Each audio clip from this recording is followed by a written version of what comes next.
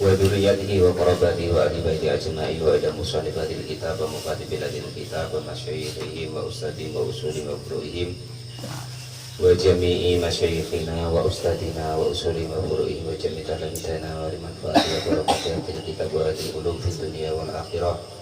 Al-Fatihah. Bismillahirrahmanirrahim. Alhamdulillahirabbil alamin arrahmanir rahim maliki yaumiddin iyyaka na'budu wa iyyaka nasta'in ihdinas siratal mustaqim siratal ladzina an'amta 'alaihim ghairil maghdubi 'alaihim waladdallin. Bismillahirrahmanirrahim. Qala al-mu'allif rahimahullah wa nafa'ana wa nafa'ani bi ulumi fid dharain amin ya rabbal alamin. Masih meneruskan yaitu maksiat-maksiatnya lisan. Kemarin ghibah, terus apa tuh namanya namimah, adu-adu, terus apa tuh namanya provokatif baik kepada manusia maupun kepada hewan. Terus kemarin berbohong, terus sumpah palsu. Nah terus sekarang wa alfatul qawdafi, dan juga melafatkan daripada menuduh tuduhan, melafatkan daripada tuduhan-tuduhan. Wa adapun alfatul qadaf, artinya itu kita menuduh seseorang berbuat yang tidak baik. Nah itu Pak Janis ya, itu termasuk maksiatnya mulut. Itu. Terus pokoknya itu orang berbuat nak ini nak itu lalang tak kasih itu maksudnya itu begitu. Ya siapa tahu walaupun menurut kita ya kan itu dia dosa atau salah, tapi kan kita nggak tahu kalau nanti sama Allah diampuni kan ya nggak paham. Terus pokoknya nggak jelas lah. Kalau mu'alif rahimahullah bahwa adapun alfatul qadaf atau menuduh orang itu aramyu, salah satunya yaitu menuduh bisina dengan zina, lima qomi takbir takyiri dengan kedudukan yaitu cacat, wa taubihi dan menghina atau menyacati, artinya itu tidak benar gitu loh, tidak benar tapi dituduh. Pak Jalis lagi jalan-jalan ya kan nak nengok durian. Lah rupanya nengok Pak Lupi mundu kan Pak Lupi kan dari mana? Dari tempat jando pirang tuh kan. Nah umpama kan itu contohnya. Tidak boleh begitu. Walaupun kelakar. Walaupun kelakar Pak ya. Ya kalau kelakar kan orang tahu lah kan. Walaupun yonian itu tidak usah. Loh masalahnya begini, hukum zina itu repot loh ya. Zina kalau kita nuduh itu harus kita punya 4 saksi. Nah, 4 saksi itu harus nampak nian matonya itu keluar masuknya itu. Nah, kalau tuduhan itu begitu. Kalau kita tidak punya saksi itu, nah sudah repot. Makanya di zaman Nabi itu zina itu hampir-hampir banyak sekali yang nggak jadi dihukum. Hampir-hampir nggak jadi dihukum. Adanya orang tuh kok bisa dihukum tuh karena saking ibaratnya pengennya. Nah itu. Nah, dikasih alasan terus banyak ibaratnya itu dibuktikan dulu sama Nabi. Ditanya kemarin orang tuh kok ngaku zina nak minta rajam tuh bener nian poda waras poda. Nah tanya macam itu pula sama tetangga-tetangganya, sama kawannya. Nah, seperti itu, sampai seperti itu nanti sampai kadang 2-3 kali yang orang itu minta nian baru ya, akhirnya dalam usul fikihnya apa? Jadi para ulama itu lebih baik kita itu salah menghukum, nah, daripada salah lebih baik salah menghukum daripada salah memaafkan. Oh lebih baik salah memaafkan daripada salah menghukum, terbalik ya. Nah, kalau kita salah menghukum karena repot, kita betul-betul kita hukum ya kan, lah ternyata enggak begitu. Nah, tapi kalau salah memaafkan kan enggak apa-apa. Yang harusnya dihukum tapi dimaafkan. Makanya kita jangan kecil hati kalau nengok di penghakiman itu Pak Janis ya. Wah itu korupsi begini kok dihukum begini, alah cuma harus biarin. Loh, karena itu rumusnya begitu. Nah, dalam hukum tuh begitu ya, lebih baik salah dalam memaafkan daripada salah dalam menghukum. Nah gitu loh ya. Karena hukuman tuh repot. Karena yang berhak hakim yang sesungguhnya itu hanyalah Allah Subhanahu wa ta'ala. Lah hakim-hakim kita di dunia itu ya ada kelirunya, walaupun tepat pasalnya ini itu segala macam, cuman karena beliau itu tugas dari negara, memilah dan memilih yang akhirnya memutuskan karena tugas dari pemerintah itu ya. Namun tetap entah macam mana ada kelirunya, ada salahnya, wong namanya manusia. Hakim yang sesungguhnya, yang maha tahu yang sesungguhnya itu yaitu Allah Subhanahu wa ta'ala. Itu pun Allah tuh enak, sungguh sayang dengan umatnya. Dosa dosa terus dari kecil ya besar, ampun ya Allah, ampun ya Allah. Lah itu kadang ya diampuni. Enak kurang enak apa? Bertuhan sama Allah macam itu kalau ada masih nak nyari Tuhan lainnya. Kalau mau ada rahimahullah. Terus macam itu lah dinikmati hidup itu atas pemberian Allah, rahmatnya Allah. Ya ini yaitu kita jangan biasa menuduh orang. Harus husnudon. Nah, ya, husnudon. Andai kan kok bisa di husnudoni. Kalau mau alif rahimahullah kita Bang Irul, Pak Janis, Pak Lupi, ya kan, Pak Muklis. Lah husnudon dengan makhluk sulit sekali lah. Betapa kita nak husnudon berbaik sangka sama Allah ya lucu. Ya, tidak mungkin kita latihan husnudon kepada makhluk tidak bisa. Kalau nak husnudon sama Allah Subhanahu wa ta'ala. Kadang kita tuh menganiaya diri kita sendiri. Sok-sok baik, sok-sok bener, ya kan? Terus pokoknya nggak usah sok-sok yang seperti sok-sokan itu nggak usah. Bidang apa wae. Apalagi kok bidang agama ya nggak usah. Itu nggak tahu ngomong nggak tahu, tahu ngomong tahu. Bisa ngomong bisa, nggak bisa ngomong nggak bisa. Kalau mu'alif rahimahullah. Bahwa adapun al-qadaf atau menuduh itu minal kabairi termasuk golongan dosa-dosa besar. Orang kalau menuduh yang akhirnya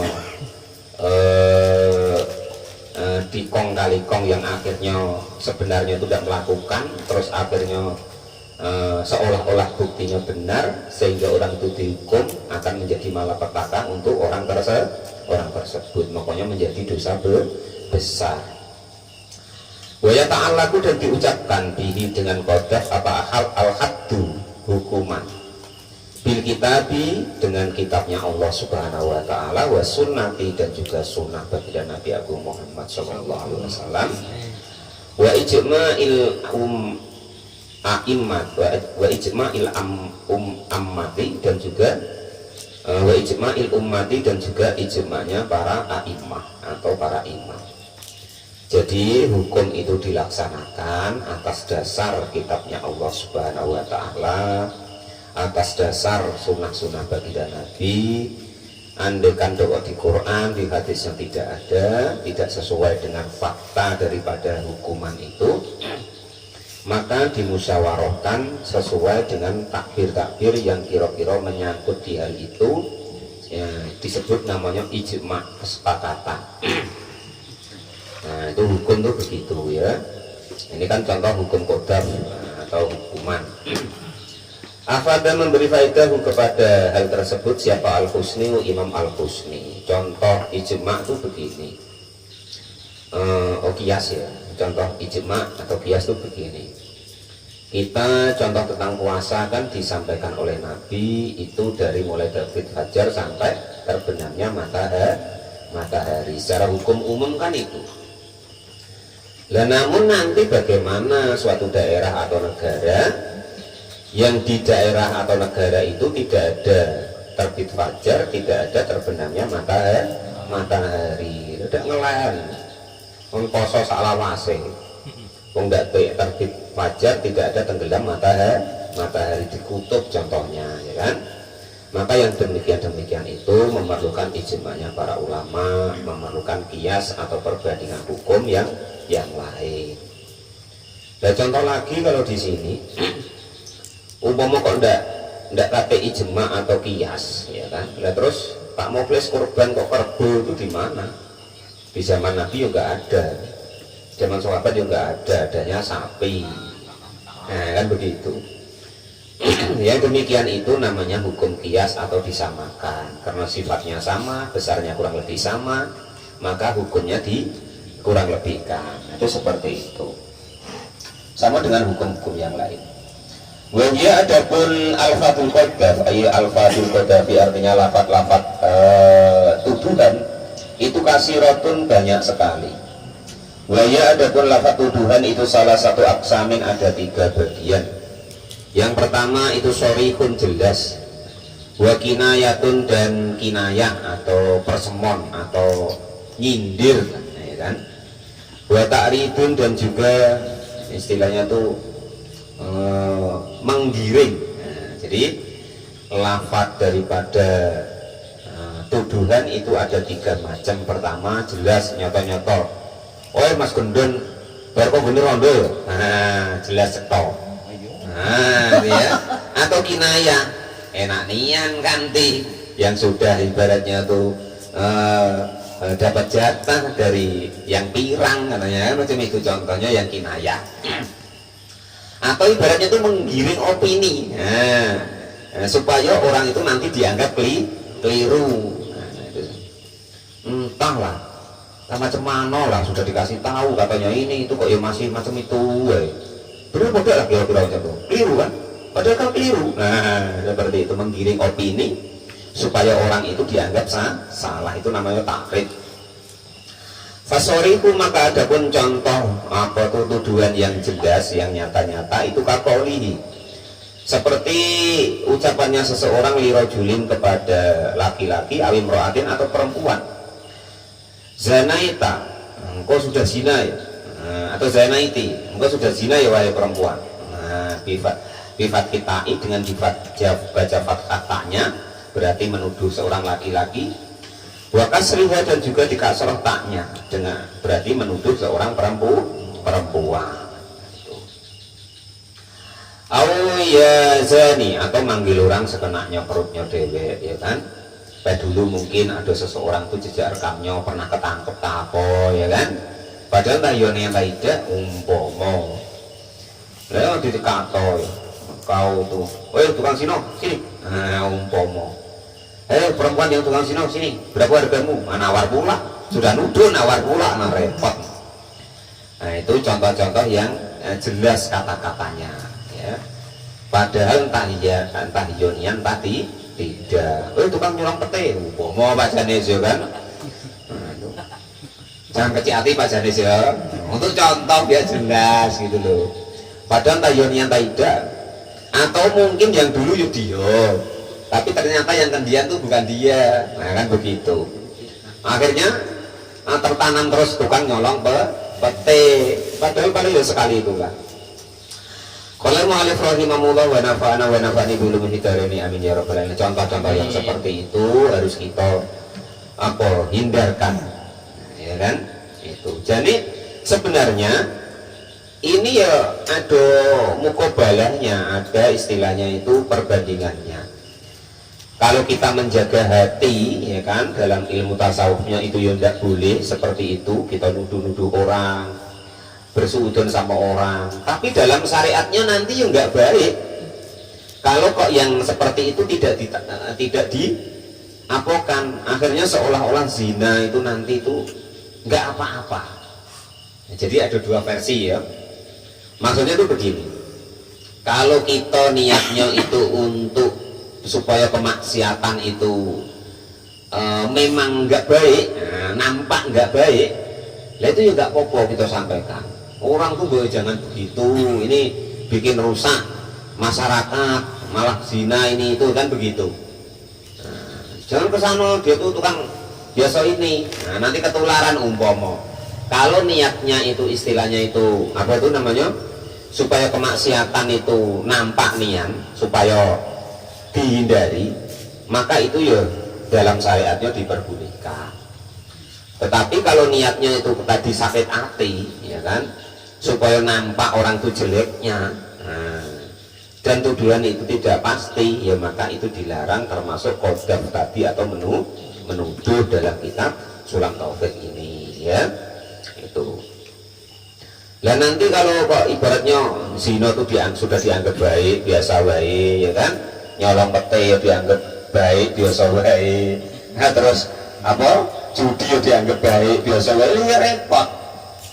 Nah, jadi tidak ada sanksi sosial yang terterapkan di masyarakat kita. Maksudnya begitu loh. Jadi harus bisa memilih begitu. Tapi kalau niatnya tuh dendam tadi, ibaratnya tuh menuduh yang tidak pasti ya nggak boleh. Nah, secara pribadi ibaratnya menuduh hal-hal yang tidak baik tadi itu ya tidak boleh. Harus dipilah-pilah seperti itu. Tapi kemaksiatan kok kita biarkan, tidak kita utarakan bahwa itu nggak baik, kita sampaikan bahwa itu nggak baik kepada anak-anak kita, saudara-saudara kita, ya seolah-olah maksiat itu nanti nggak apa-apa, ya tambah repot. Nah itu ya. Qala al-mu'allif rahimahullah. Wal kinayatu, dan adapun yang kinayah atau ibaratnya tuh nyindir lah kinayah itu ya.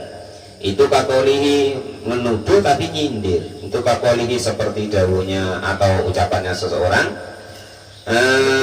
zanaat, sudah zina. Nah, siapa seseorang, orangnya ada, nah, tapi tidak disebut.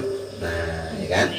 Bil hamzati dengan hamzah, fil jabari di gunung, au salimin, au salimi, au nahwihi atau sepadannya itu, atau di tempat yang tepat, au nahwihi atau sepadannya itu. Wah, sudah zina ya di gunung sana, nah, atau di tempat kosong itu, nah itu ya. Padahal nggak terjadi begitu. Au nahwihi atau sepadannya itu. Fa in dhahara, maka jika kok jelas yak tadi, maka dihukumi apa as-su'udu, naiknya, wa ta'ridu, dan juga penggiringan opininya. Gini ya, fa in dhaharahu, jika kok jelas kepada orang tersebut yak tadi menghukumi as-su'udu kepada naiknya ke gunung tadi. Jadi menggiring opini, menganggap bahwa orang itu zina atau berbuat tidak baik, itu pun namanya menuduh, tapi yang golongan namanya kinayah atau menggiring opini tadi. Qala al-mu'allif rahimahullah. Oh kok menggiring opini, apa namanya, apa itu, menyindir. Kinayah itu sindiran, menyindir. Lah ini baru yang ketiga, namanya wa ta'ridu, dan juga menggiring opini, mengarahkan supaya dianggap betul bahwa orang itu berbuat tidak baik. Nah itu. Kalau qolihi, contohnya seperti ucapan seseorang ligori kepada orang lain fi khusumatin, di dalam berdebatnya, au ghairuha, atau selain berdebat, ibnul halali, anak itu entah anak apa lah, entah anak halal atau tidak. Nah itu seperti itu, menggiring opini seolah-olah itu yang diajak berdebat atau yang nak dikata sama dia itu seolah-olah itu anak hasil yang tidak baik. Itu namanya menggiring opini. Kalau yang kinayah tadi kan begitu, ngomong tapi tidak langsung ke orangnya. Nah nyindir tadi kinayah ya. Nah kalau takrif tadi menggiring opini, seolah-olah mengarahkan bahwa anak itu tadi atau orang itu hasil zina. Jadi berdebat, kira-kira kalah, menggiring opini, nah, supaya orang itu nampak jelek. Nah, itu namanya qadzaf yang takrif. Jadi qadzaf atau menuduh itu ada tiga tadi, yang jelas, nyata-nyata, ngato, nah, ya kan? Kamu tuh tukang zina kan? Kamu itu, itu namanya yang soreh, yang jelas. Nah, terus yang kinayah atau nyindir tadi, entahlah Pak Luki itu dari mana lah orangnya, enggak disebut katanya, tak dari mana tak orang itu, perudukan kok ada apa sawangnya, apa bahasa Indonesia? Enggak, maksudnya tuh ada onggo-onggo itu loh. Nah, waduh, onggo-onggo di kepalanya entah dari mana lah perudukannya kan, macam itu contohnya kan. Itu namanya kinayah, ya kan? Nah, itu entah itu papontah atau dari mana entah ya kan, itu umpama.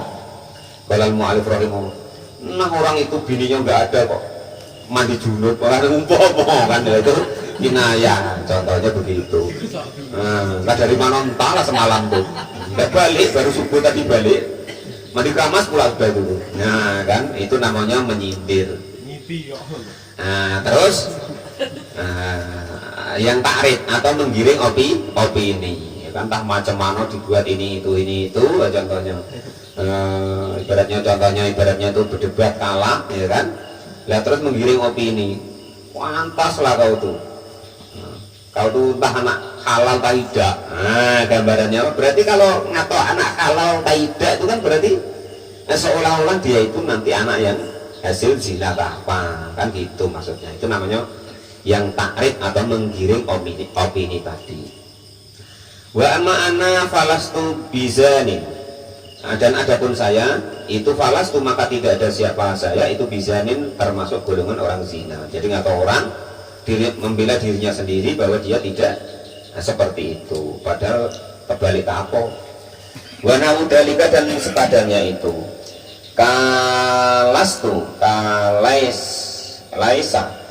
kalaisa seperti kata-kata tidak ada siapa umi ibu saya itu bizinatin termasuk golongan orang zina. Itu golongan-golongan yang kata-kata menggiring opini seperti itu ya termasuk menuduh, termasuk nanti keliru atau termasuk salah atau termasuk maksiatnya mulut. Hasilaha kulli kalimatin, yaitu hasilah yang memberhasilkan kepada kebanyakan tadi, ayil kasiroti artinya yang banyak, yaitu 10 kalimatin tiap-tiap kalimat, tangsabu yang menasabkan atau menggolongkan insanan di dalam golongan manusia, awakidan atau salah satu seseorang min korobatihi dari kerabatnya orang tersebut, ayil insani artinya manusia, ila zina kepada zina.